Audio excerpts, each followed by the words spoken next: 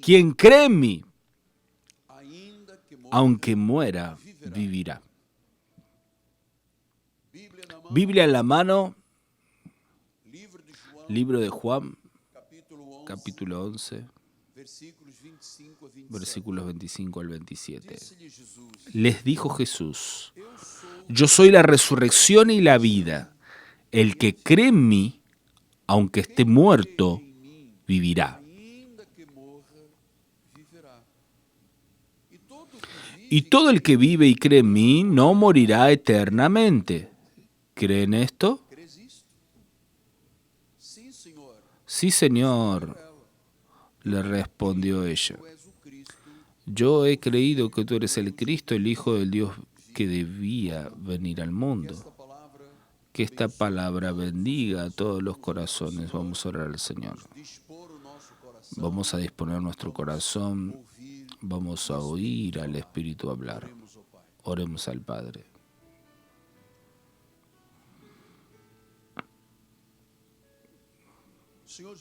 Señor Jesucristo, es un privilegio que el Señor me concedió.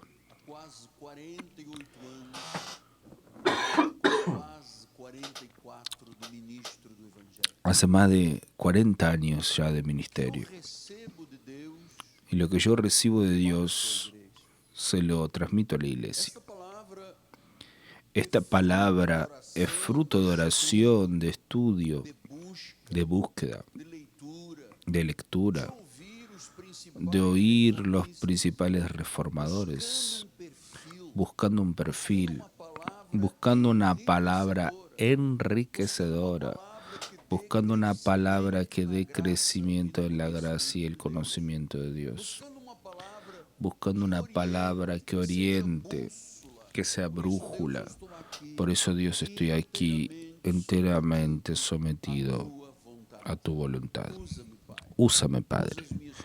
Usa mis cuerdas vocales, mi mente, mi corazón, para que pueda traer el pan de vida a tu pueblo, alimentando a las ovejas con pastos verdes, edificando, construyendo vidas en la roca, en el nombre de Jesús. Y el pueblo del Señor diga amén, amén y amén.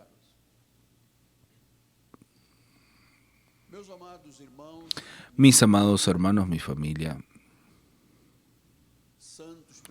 santos preciosos,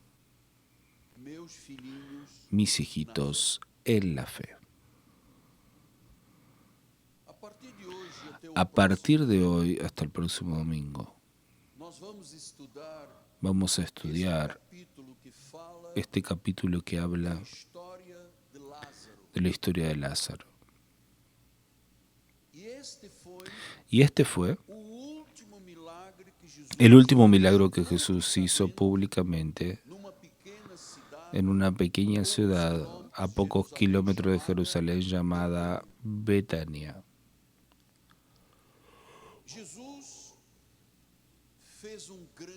Jesús realizó un gran milagro. Y yo quiero recordarles que Jesús es la piedra, es la roca de todos los milagros. Él hizo este milagro extraordinario de resurrección de Lázaro antes de la Pascua. Se aproximaba el periodo de Pascua, el periodo de la muerte de Jesucristo.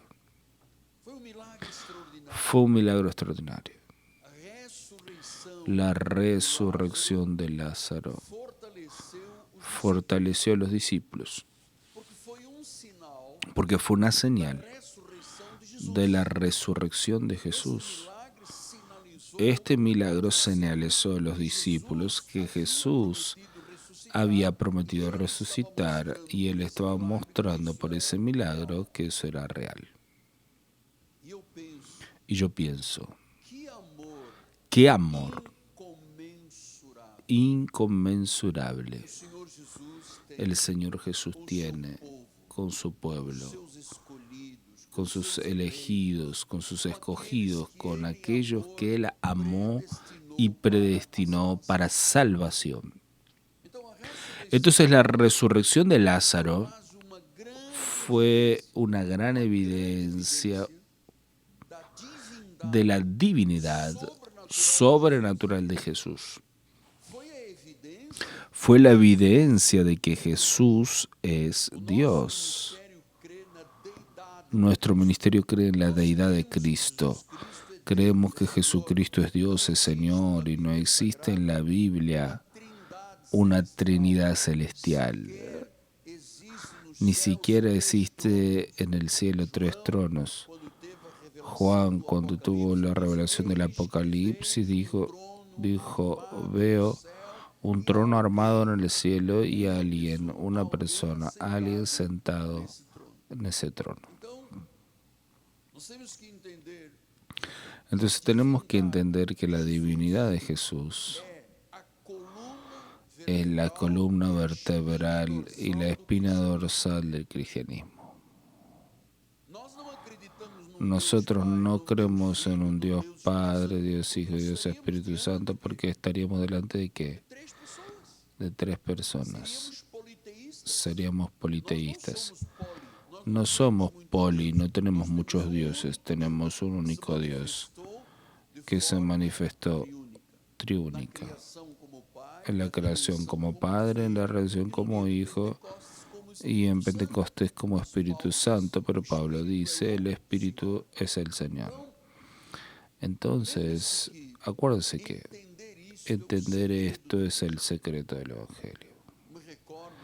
Yo me acuerdo, durante muchos años, antes de tener la revelación de la triunidad y de un Dios único, yo mantenía una vida de oración muy confusa. Yo tenía un tiempo de oración con el Padre, un tiempo de oración con el Hijo, un tiempo de oración con el Espíritu Santo. Eso me generaba una confusión en mi espíritu porque así había aprendido desde el seminario en Portugal. Hasta que un día las escamas fueron removidas de mis ojos, los velos arrancados del corazón, y yo entendí que aquel Dios Padre, Dios Hijo y Dios Espíritu Santo, esa Trinidad no estaba en la Biblia Sagrada. La expresión Trinidad Celestial no está en la Biblia Sagrada. Fue una creación de Roma. Entonces Jesús dijo en el versículo 25, yo soy la resurrección y la vida. El que cree en mí, aunque muera, vivirá. Aunque se cumplan los días de su carne, aquellos días que fueron escritos en el libro antes de que exista alguno de ellos, aunque muera cuando se completen los días que Dios determinó para existencia en la carne, vivirá. Versículo 26, todo el que vive y cree en mí no morirá eternamente. ¿Crees en esto? Entonces Jesús está haciendo aquí un cuestionamiento. ¿Por qué? Porque creer que la muerte no tiene dominio sobre la oveja es la esencia del milagro de Lázaro. Amados, creer en la resurrección y vida de Jesús es el principal fundamento del cristianismo. Es vital. Creer en su nombre.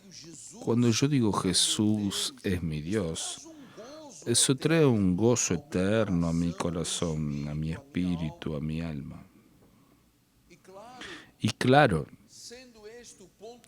siendo este el punto principal del Evangelio, si yo creo, recibo vida eterna.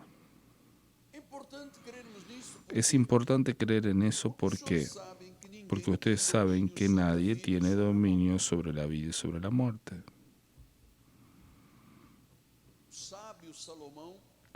El sabio Salomón, cuando escribe en Eclesiastés 8:9, dice, no hay ningún hombre que tenga dominio sobre el viento para retenerlo,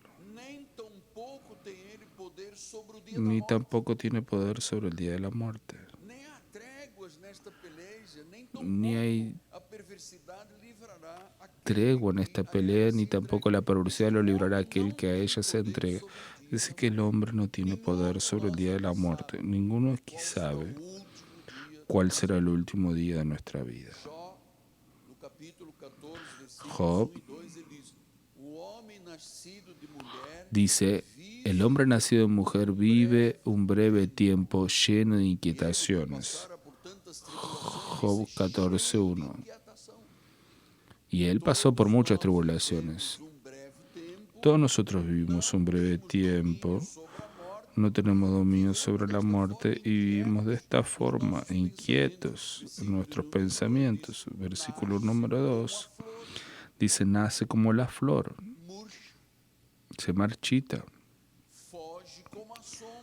huye como la sombra, no permanece. Esa es la vida de las personas en nuestra vida.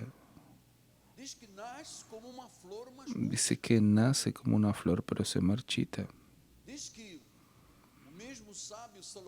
Dice que a veces llega a 60, 70, 80 y para muchos ya es algo que enfada porque la flor se marchita y huye.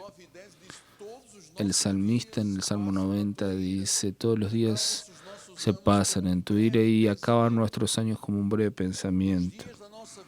Los días de nuestra vida suben a 70 o habiendo vigor a 80 y en este caso el mejor de ellos es cansancio y enfado porque todo pasa rápidamente y nosotros volamos. Muchas personas que comenzaron el año con nosotros no están más entre nosotros. No podemos dar una garantía diciendo, te garanto que vas a vivir más 80 años. Esto es una estructura bíblica, espiritual y divina. Dice que Él escribió nuestro día cuando ninguno existía todavía y esos días fueron contados. Pasan rápido. Es como una flor que nace y se marchita. Pablo le dice a Timoteo en 1 Timoteo 6:7, porque nada hemos traído al mundo, ni nada podemos llevar de él. Por eso es muy importante que pensemos de esta manera, hasta para no perder ningún minuto de nuestra vida. Porque hay personas que viven como si no fueran a morir. Y hay personas que mueren, dice el pensador, sin nunca haber vivido. Están ahí los tribunales llenos de procesos de personas que un día se amaron, tuvieron hijos, durmieron en la misma cama, construyeron los mismos sueños y que acaban con un martillo diciendo separados.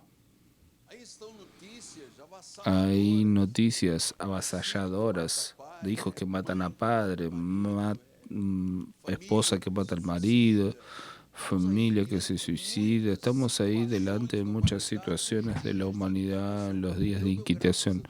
Y yo doy gracias a Dios por nuestro llamado, por nuestra vocación, por ser parte del cuerpo de Cristo, por estar injertados en un plan perfecto de Dios, entendiendo estas cuestiones de vida, de muerte y de resurrección.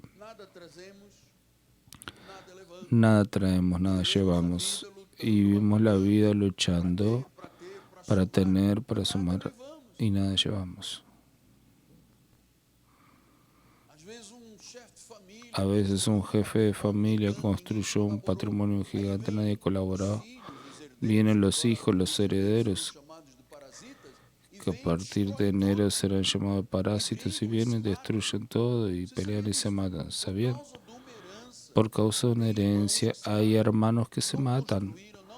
No construyeron, no trabajaron, no hicieron nada, no sudaron.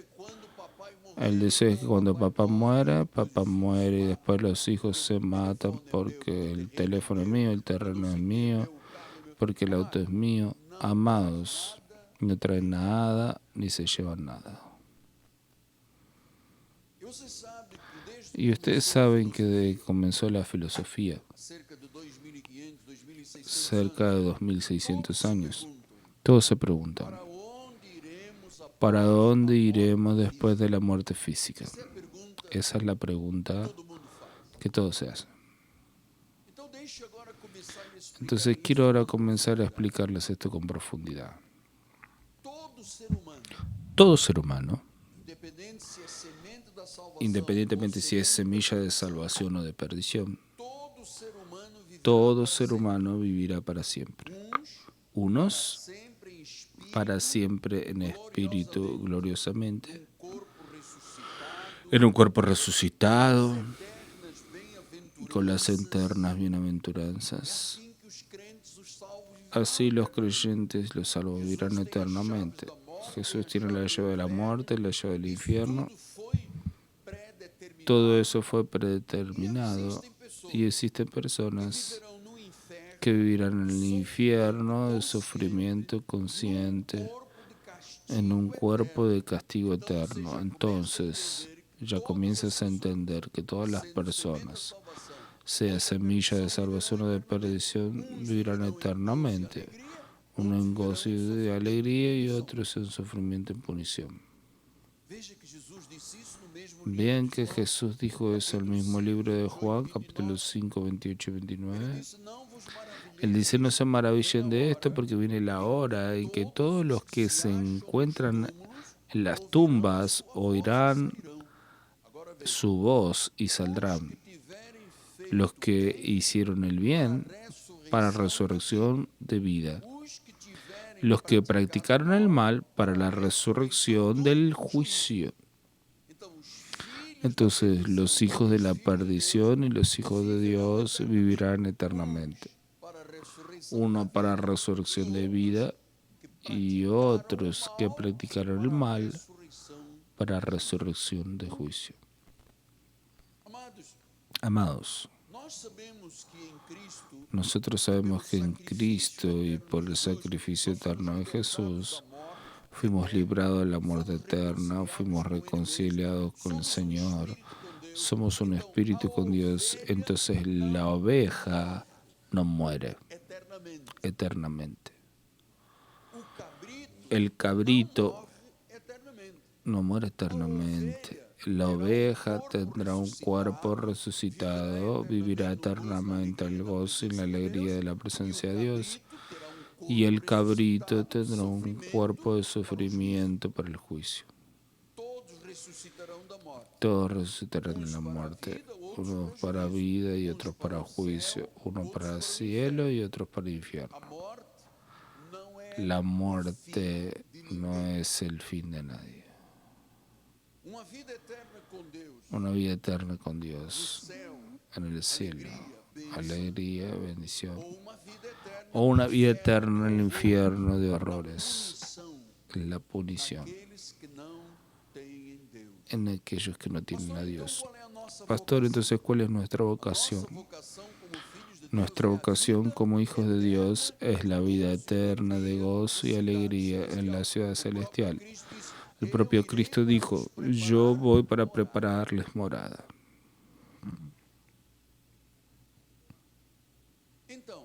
Entonces, la pregunta es: ¿cómo voy para el cielo? ¿Cómo viviré eternamente con alegría y bendición? Solo existe una manera. Una. Creyendo en el Señor Jesucristo. Quien cree en Jesús tiene la vida eterna. Quien cree en el nombre de Jesús vivirá eternamente, porque Jesús es la resurrección y la vida. Entonces nosotros solo podemos vivir una plenitud de Navidad si tenemos este entendimiento. Si no, será apenas una fiesta más que pasará. Libro de Juan, capítulo 1, versículo 1 al 3 dice: en el principio era el verbo, logos, la palabra griega, y el verbo estaba con Dios, y el verbo era Dios. Él estaba en el principio con Dios. Todas las cosas fueron hechas por intermedio de Él, y sin Él nada, sin Él, el verbo Jesús, logos, nada de lo que fue hecho se hizo. La vida estaba en Él y sin Él no hay vida. Entonces, Él es la fuente de la vida eterna. De Jesús recibimos la salvación eterna y irrevocable. Una vez en las manos de Jesús, nadie podrá arrebatar. Pablo en Romanos fue más lejos. Él dijo, ni la muerte, ni la vida, ni principado, ni potestad, ni la altura, ni profundidad, ni criatura alguna nos podrá separar del amor de Dios que está en Cristo Jesús. De Él recibimos la eterna e irrevocable salvación. Por eso, nosotros somos de los ministerios de la Reforma, uno de los únicos que cree que una vez salvo, es salvo para siempre. Una vez hijo, es hijo para siempre. Una vez ungido de Dios, tiene la unción para siempre. Entonces, Él crea y resucita al hombre. Jesús es la vida eterna. Él da vida eterna.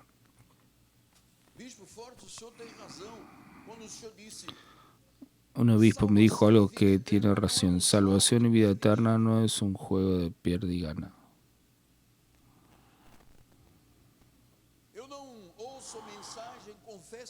Yo no oigo el mensaje, confieso y soy salvo, y después tengo una dificultad cualquiera en la vida y yo pierdo la salvación. Entonces la mayoría del pueblo de Dios entró en el juego de pierde y gana. Gané la salvación, perdí la salvación, gané, perdí. Y eso es injusto con Dios porque Él dijo, yo soy la resurrección y la vida, el que cree en mí no morirá, tendrá vida eterna. ¿Por qué las iglesias insisten en decir que la salvación se pierde? Tenemos que decir esto a las personas. Quien predica que la salvación se pierde ya está perdido. Porque contradice el plan perfecto de Dios. Entonces no es justo que se predique a las ovejitas de Jesús un juego de pierde y gana. Hoy salgo salvo. El lunes perdí con mi suegra, perdí la salvación, pero el miércoles voy a la iglesia y la recibo de nuevo la salvación. Amados, nosotros no estamos aquí paseando, estamos aquí cumpliendo un plan divino. Si Él dice que da vida eterna, es el creador de la vida, la muerte no es el final.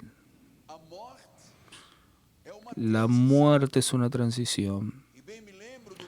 Y me acuerdo de mi profesor de lenguas originales, William Van Dyck, cuando él decía, Miguel Ángelo,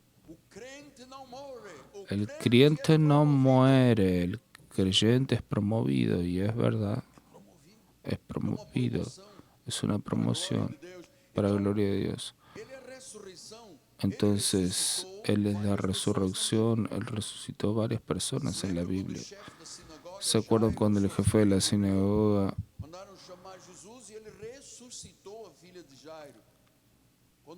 su hija, la hija de Jairo, había muerto? Jesús la resucitó. Había también en la Biblia una viuda que estaba llevando a su hijo para ser sepultado y Jesús resucitó al hijo de la viuda de Naín. Hay varias situaciones en la Biblia. Pero claro, existen voces críticas y algunos dicen, ¿quién sabe la hija de Jairo y el hijo de la viuda para ser sepultado? No estaban de hecho muertos. Podrían estar en un estado de catalepsia. Parecía que estaban muertos. Los críticos dicen eso y algunos predicadores hasta llegan a afirmar eso. Pero en el caso de Lázaro fue algo dramático y sobrenatural.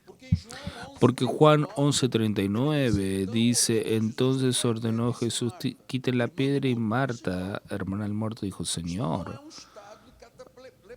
Esto no es un estado de catalepsia, él ya murió hace 4 días, ya huele mal, ya está en descomposición.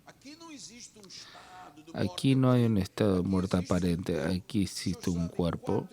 Saben 4 días, 96 horas.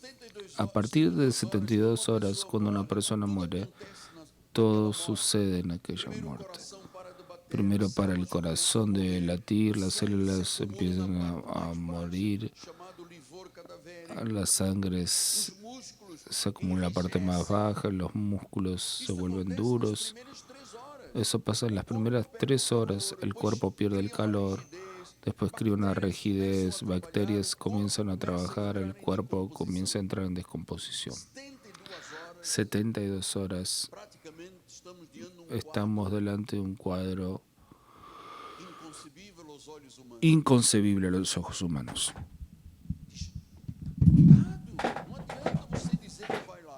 Cuidado, no sirve decir que vas allá porque ya murió hace 4 días, ya está en descomposición, todas las bacterias ya están luchando, el cuerpo se está descomponiendo, ya huele mal. 4 días.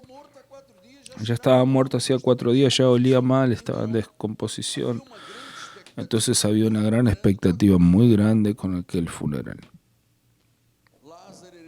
Lázaro, hermano de María y Marta, estaban con sus familiares, con sus amigos. Juan 10:17 dice: llegando Jesús encontró a Lázaro ya sepultado hacía 4 días. No, no es que había desmayado, no, ya estaba en estado de descomposición. Y Betania estaba a 15 estadios de Jerusalén y muchos entre los judíos habían venido a estar con Marta y María para consolarla respecto de su hermano. Entonces era normal, y así es la cultura judía hasta los días de hoy, que las personas tengan la costumbre de estar 7 días juntos cuando alguien moría, y durante 30 días había luto en esa familia. Versículo 11 dice: esto decía, y después les añadió: nuestro amigo Lázaro durmió y voy para despertarlo.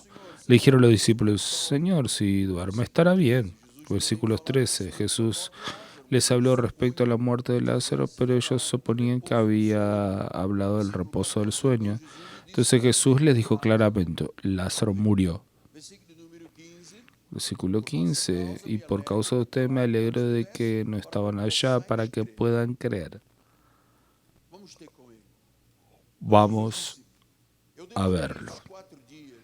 Entonces Jesús había demorado esos 4 días para que ellos crean en la resurrección. Allí había una necesidad de confortar a los discípulos. Los discípulos sabían que Jesús estaba con las horas contadas.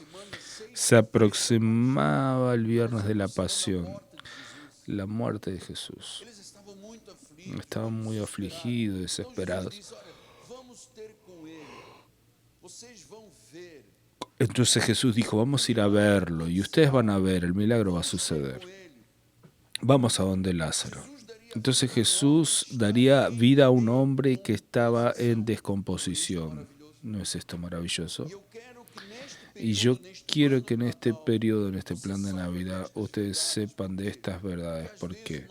Porque a veces nosotros nos deparamos con situaciones, entre comillas, entre paréntesis: mi matrimonio se está descomponiendo, mi negocio, mis proyectos, no veo cómo resolver nada. Y ahí hay una intervención sobrenatural de Dios. Hay una intervención sobrenatural de Dios.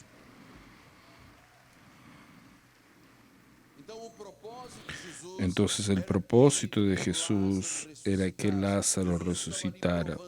Jesús estaba allí probando una vez más que Él era Dios. Y solo Dios podría, y esto es maravilloso, solo Dios podría agarrar una situación de un caso en descomposición para darle vida nuevamente. Y vean cómo Jesús trabaja con las personas en los peores momentos de la vida. Él dijo, vamos allá, vamos a estar juntos. Y ustedes saben que en esos momentos dramáticos de la vida, del luto, del dolor, de la quiebra, de la falencia, del dolor, Jesús obra en nosotros amándonos. Y yo quería decirles a ustedes que son parte de este santo apostolado, ustedes que son parte de la iglesia a distancia y están en otros países, en Portugal, en Angola, en Mozambique, en África, en cualquier país de Europa o del continente americano, nuestro ministerio tiene este carácter,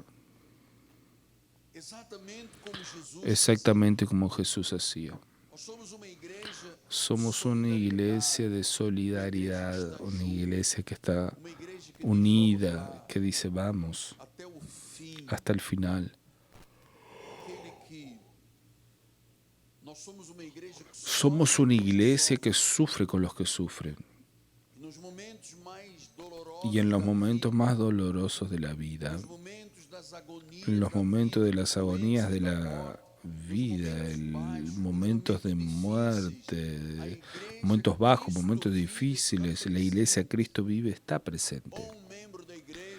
Un miembro de la iglesia, o una familia de la iglesia, un obispo de la iglesia, un ministro de la iglesia, del nacimiento, de la consagración de bebés, hasta la vejez, hasta la muerte. El carácter de este ministerio es el mismo de Jesús. Vamos a estar con ellos, como Jesús hizo. Así Jesús obró con esa familia. Es así que Jesús hizo con la multitud.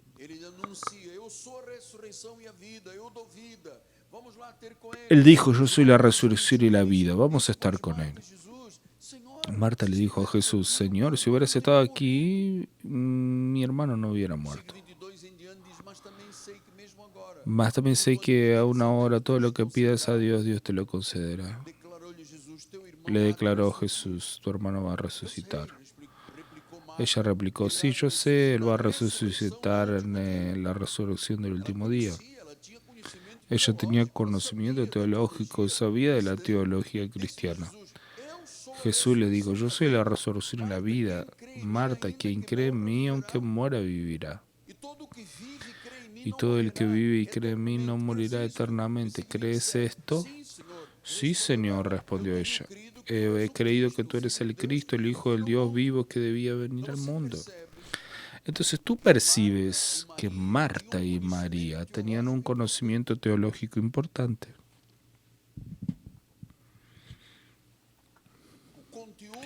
El contenido espiritual de la vida de ellas era sobremanera grande. Sí, yo creo en la resurrección, creo que en el último día mi hermano va a resucitar. Sabían de estas cuestiones, solo no sabían que la resurrección iba a acontecer en la vida del hermano ya, en ese momento. ¿Y por qué Jesús se empeñó tanto? ¿Por qué Jesús lloró? Dice en 11:35, Jesús lloró.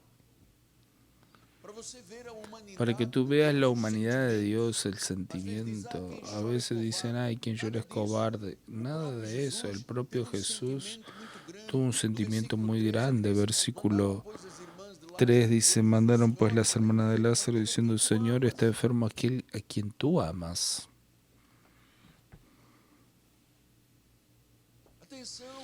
Atención, tu amigo está enfermo. Tú amas a tu amigo, debes venir aquí. Jesús cuando vio esa situación, él lloró. Es muy importante que nosotros tengamos una teología sólida sobre Jesús.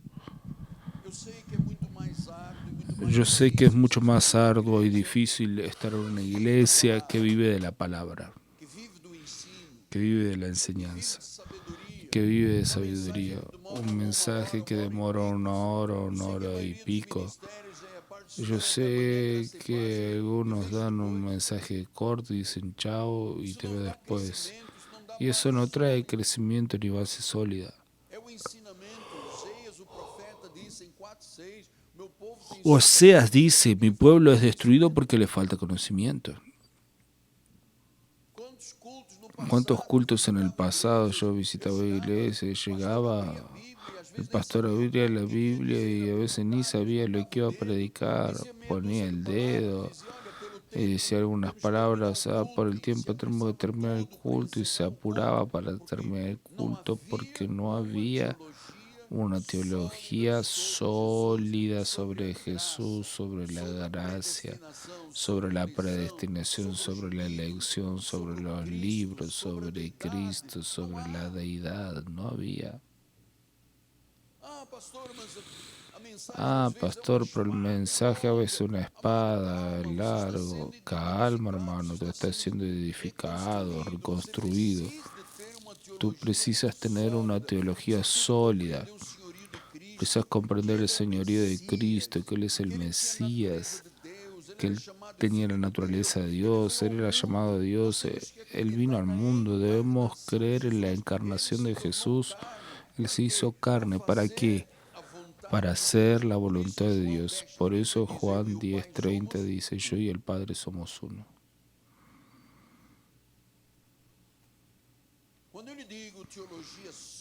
Cuando digo teología sólida, esto es resultado de enseñanza.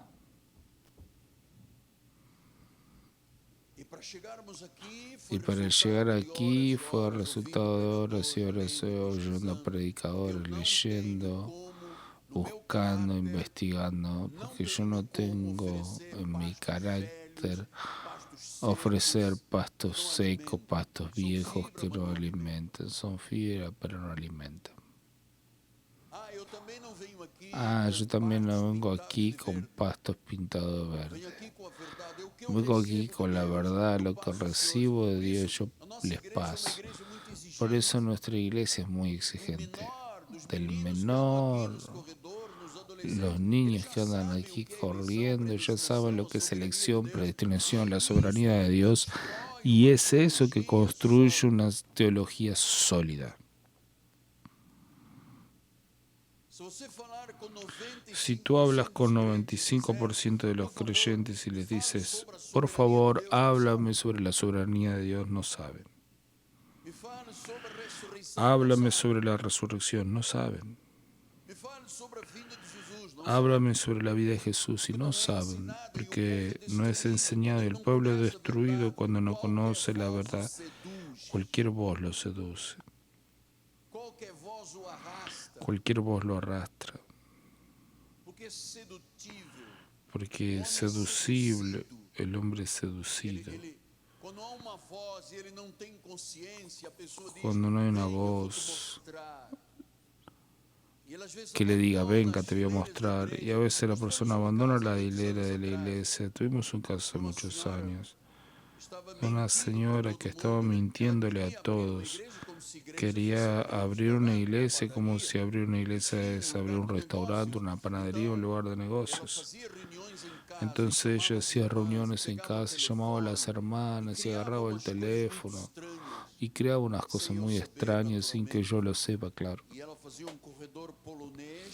Y hacía un pasillo polaco que la persona tenía que pasar. Ella escupía, golpeaba, ay, qué bueno. Porque no tenían convicciones. No tenían solidez en lo que vivían. Yo, gracias a Dios, estoy aquí en el ministerio hace 44 años. Nunca nadie me sedujo. Yo nunca fui seducido por nadie. Diciendo, vamos allí. No. Yo creé una teología sólida. Yo tuve un profesor muy exigente. Faltaban las lenguas originales y Dios me dio la gracia de estudiar con el teólogo más importante en cuanto él vivió, que fue el profesor Bandic. Que el hijo y la nuera son pastores aquí de la iglesia, miembros. Y yo aprendí al respecto de la salvación eterna, aprendí a construir una teología sólida.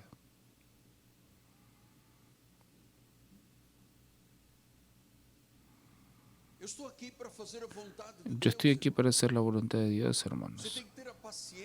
Tienes que tener la paciencia y la madurez de decir, estoy en una iglesia porque podríamos hacer aquí un teatro, pasar sal, aceite en las personas, darle una flor, inducir sentimientos equivocados, mostrar un camino perturbado, y el día que tú mueras no vas para el cielo.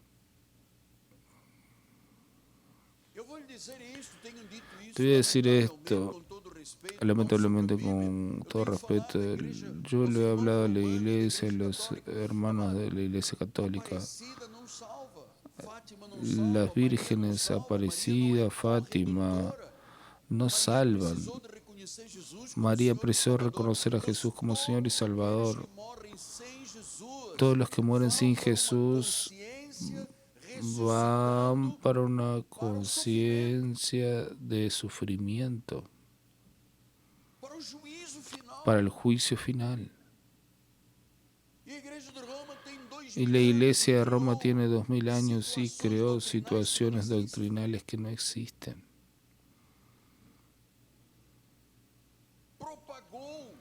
Propagó doctrinas que no están en la Biblia, amados, y el pueblo está allí, debajo de una herejía, debajo de idolatría, siendo condenados por Dios, y la iglesia insiste 2000 años después, continúa haciendo las mismas cosas. El pueblo no conoce la verdad, y si la persona no conoce la verdad, no es libre. Jesús dijo eso, conocerán la verdad y la verdad te hará libre, y si el Hijo te hace libre, verdaderamente serán libres.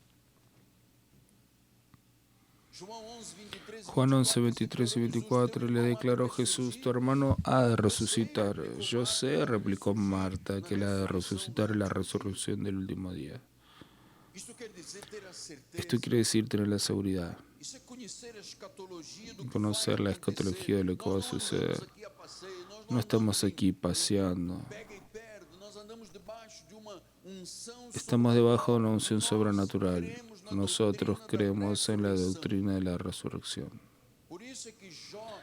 Por eso Job 19:25 dice, yo sé que mi Redentor vive y al fin se levantará, va a resucitar. Después de revestido este mi cuerpo, de mi piel y en mi carne veré a Dios. Lo veré por mí mismo, mis ojos lo verán, no los otros. Mi corazón se deshace dentro de mí. Mi Redentor vive y lo veré por mí mismo. Job creía en la resurrección. Daniel 12:2 dice, muchos de los que duerman el polvo de la tierra resucitarán. Daniel creía en esta doctrina. Muchos resucitarán, unos para vida eterna, otros para vergüenza y horror eterno. ¿Estás creyendo en esto? ¿Crees en esto? Esta es la verdad que la iglesia no predica allá afuera. Dicen que el hombre tiene libre albedrío, que el hombre domina, que el hombre sabe, que el hombre aceita. Si no quiere aceptar, darle la espalda a Dios. Sería un Dios raquítico, inexistente, sin poder. Unos resucitarán para vida eterna, otros para vergüenza y horror. Juan 5, 28 y 29. Vamos a leerlo de nuevo. No se maravillen de esto, porque viene la hora en que todos los que están en las tumbas oirán la voz y saldrán, los que han hecho bien para resurrección de vida, los que han practicado mal para resurrección de juicio. Resurrección de vida para los del bien, resurrección de juicio para los del mal, condenación eterna. Entonces nuestro ministerio, con su teología sólida, verdadera, tú oyes todos mis mensajes de los últimos 30 años, tú no ves un mensaje contradiciendo el otro. Nosotros creemos que habrá resurrección y esto es una verdad. Recibiremos un cuerpo de gloria para vivir la eternidad. Él es la resurrección y la vida en nosotros. Aunque muera, vivirá. Él es la fuente de la vida. Él es la fuente de la vida. Yo no cambiaría la gracia de Dios por ningún plato de lentejas. Y te voy a decir, después que subes esos escalones del conocimiento, lentejas ya no es más parte de tu vida. Jesús es la fuente de vida, Él es el camino, la verdad, la vida. Jesús es la propia vida. Jesús es vida eterna. Todo aquel que cree en Él vivirá. Él resucitó entre los muertos, triunfante y glorioso, y los que creen en Él también resucitarán y vivirán eternamente. La pregunta, caminando ahora por los últimos 10 minutos, tengo que hacerte la misma pregunta que Jesús le hizo a Marta. ¿Tú crees en la resurrección? ¿Tú crees que resucitarás? ¿Crees que Jesús es el Salvador y el Señor? ¿Crees que Él es la resurrección y la vida? Yo creo, mis amados. Yo creo. Diga, yo creo. Diga, yo creo. Amados, esto es cristianismo, sal, aceite, cadenas, eso no es nada, no es nada. Es tiempo perdido. Es tirar el tiempo a la basura. Porque el viernes haremos un gran sacrificio. Hermanos, ellos necesitan engañar. ¿Por qué necesitan engañar? ¿Por qué precisan hacer comercio con el pueblo de Dios? En realidad lo que necesitan hacer es instruir la verdad y cada uno toma sus decisiones y compromisos con Dios. Esa es la teología verdadera. Yo creo. Yo creo. Y vean, yo no soy fanático, yo soy salvo. Yo creo. Por eso yo vivo cada Navidad un periodo de mucha felicidad. Amo la Navidad, amo las músicas de Navidad. Algunas son medias lerdas, pero yo amo las músicas de Navidad. Jingle Bell, me gusta, sí. Algunos son jingles. Pero para mí no es el shopping que está todo decorado, no son los árboles de Navidad, no es el comercio que se hace multimillonario. Es porque en la fase de Navidad se muestra que Jesús está vivo y yo lo creo.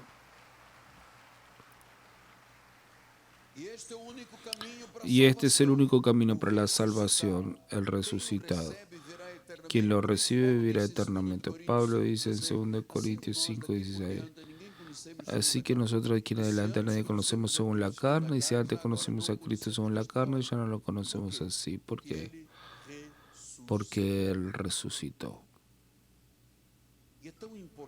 Y es tan importante nosotros guardar estas verdades. Porque esta palabra penetra nuestro corazón, penetra el corazón de aquel que está herido. Él penetra el corazón de aquel que está quebrado, débil.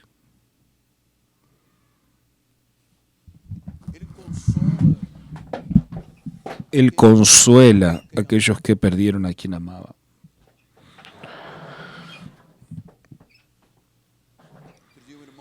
El otro día vino un hermano aquí en adelante en la oración y me dijo, yo no sé cómo voy a vivir sin mi esposa, con el corazón sufriendo porque amaba.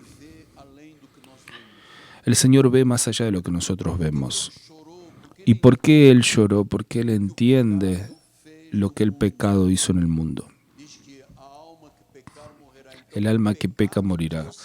Entonces el pecado trajo la muerte, por eso Jesús lloró. Es la condición del hombre. Jesús entiende lo que el pecado hizo al mundo. Jesús entiende lo que la incredulidad hace esclavizando a las personas. Son las garras de Satanás dominando al hombre. Jesús siente el dolor de todos los que ya ni siquiera sienten emoción de estar vivos. El dolor de la incredulidad es terrible. A veces las personas piensan que están triunfando. No voy a la iglesia, voy a la playa a tomar una bebida alcohólica. Voy a una rave, voy a un baile y danzo y salto, voy a fiestas, voy a fiesta electrónica, estoy viviendo. No, tú no estás viviendo, tú estás muriendo. Porque el único que da vida es Jesús.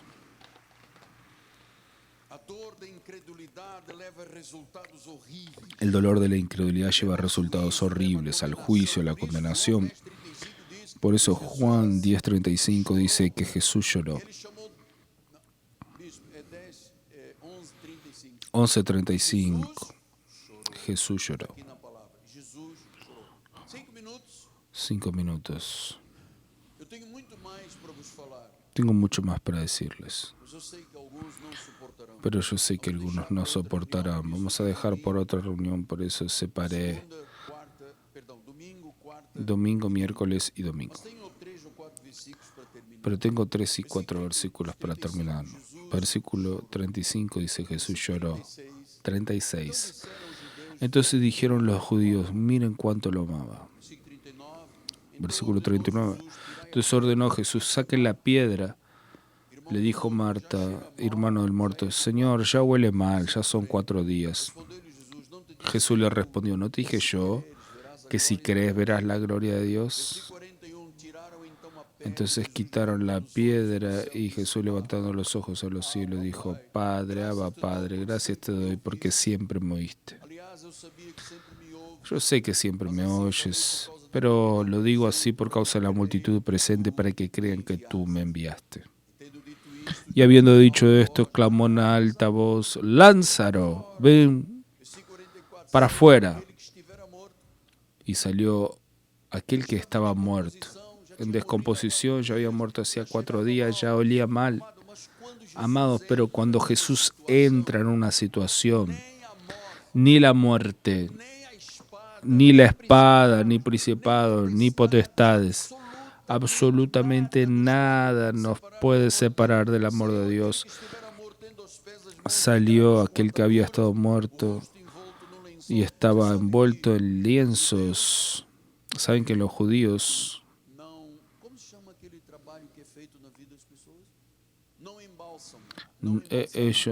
ellos no embalsaman, como hacen algunas culturas.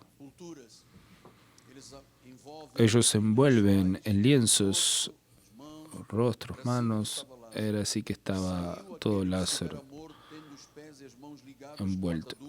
Y salió aquel que había estado muerto, envuelto en lienzos, todo atado. Entonces Jesús dijo: desátenlo y déjenlo ir. Muchos pues de entre los judíos que habían venido a visitar a María, viendo lo que hizo Jesús, creyeron en él. Y yo sé que tú viniste en esta mañana para oír al respecto de Jesús, lo que Él puede hacer, hizo y hará en tu vida. Lo que quiero es que al final de este encuentro tú digas: yo creo en la resurrección, en la vida, yo creo que viviré eternamente porque yo creo en Jesús. Yo creo en Jesús. Yo creo en Jesús. Señor Jesucristo. Es glorioso creer en estas verdades.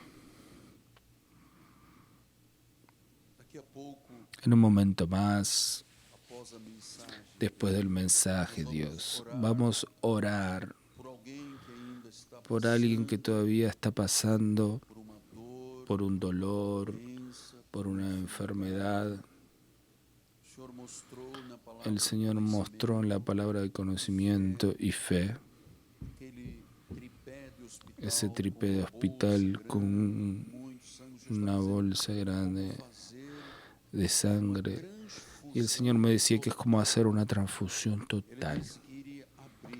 Él dijo que iba a abrir Efata, y yo creo que Él va a abrir vasos, venas, arterias. Va a hacer fluir su poder en cada célula de nuestro cuerpo. Así te agradecemos porque creemos en un Dios vivo. Creemos que el corazón herido, la tristeza, el quebrado, el débil, esa persona que perdió a alguien que amaba y ahora no consigue vivir, yo creo que en esta mañana el Señor hará fluir todo ese poder, toda esa autoridad, todo aquello que Él conquistó por su muerte y resurrección en la vida del pueblo de Dios. Nosotros creemos que Jesús es la resurrección y la vida. En el nombre de Jesucristo. Y la iglesia del Señor diga amén, amén y amén. Gracias a Dios por Jesús.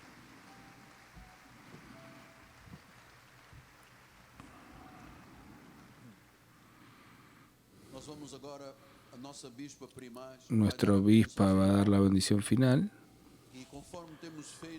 Y como hemos hecho en todas las reuniones, si hay alguien entre nosotros que precisa de cuidados pastorales, venga aquí adelante, vamos a estar con los obispos para tocarte en oración imponiendo las manos. Jesús dijo que si imponemos las manos sobre los enfermos, ellos serán curados y esto va a suceder. Obispa, por favor. Gloria al Señor, levante sus manos. Gracias, Padre, por esta mañana gloriosa. Gracias, Señor, porque siempre estamos en tu casa recibiendo lo mejor de ti. Gracias, Señor, te agradecemos por este domingo. Profetizamos una mañana llena de bendiciones, donde veremos tu favor, tu protección, tu multiplicación, Señor. Creeremos que tú harás milagros, porque tú estás vivo y reinas para siempre, Padre. Y ahora, Señor, pon tus ángeles para protegernos. Cércanos con ángeles, Señor, miles de ángeles. Todo mal, toda fortaleza no vale contra nuestra vida encantamiento. Saldremos de aquí felices y bendecidos. Salga de aquí feliz y bendecido. Porque ese mismo Jesús que resucitó a Lázaro va a hacer un milagro en tu vida en el nombre de Jesús. Gracia y paz.